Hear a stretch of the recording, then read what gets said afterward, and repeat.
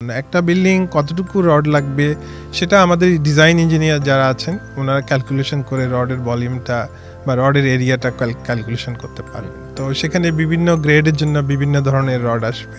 এটা বেশি গ্রেডের রড হলে কম সংখ্যায় রড লাগবে, এটাই স্বাভাবিক। কম গ্রেডের রড হলে একটু বেশি সংখ্যক রড লাগবে।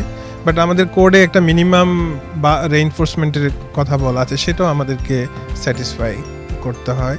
তো সেখানে আমরা যদি বিএনবিসি দেখি, BNBC Bangladesh national building code 2020 যদি দেখি, সেখানে আমাদের পুরা বাংলাদেশকে 4টা জোনে ভাগ করা আছে। এখন বলা আছে এখানে কোন জোনে কোন গ্রেডের রড আমি ইউজ করতে পারবো। তো যিনি ডিজাইন করবেন অবশ্যই উনি দেখে সেটা করবেন যে আমি কোন ঢাকাতে হলে কি ধরনের রড ইউজ করব, সিলেটে হলে কি ধরনের রড আমাকে ইউজ করতে হবে বলা আছে, সেটা আমরা অবশ্যই কোডকে ফলো করে করতে হবে। তো আমি বলতে চাই যে এখানে রডের মোটা চিকন বিষয় না, রডের স্ট্যান্ডার্ড এবং কোডকে ফলো করা, এটাই হলো সবচেয়ে বেশি গুরুত্বপূর্ণ।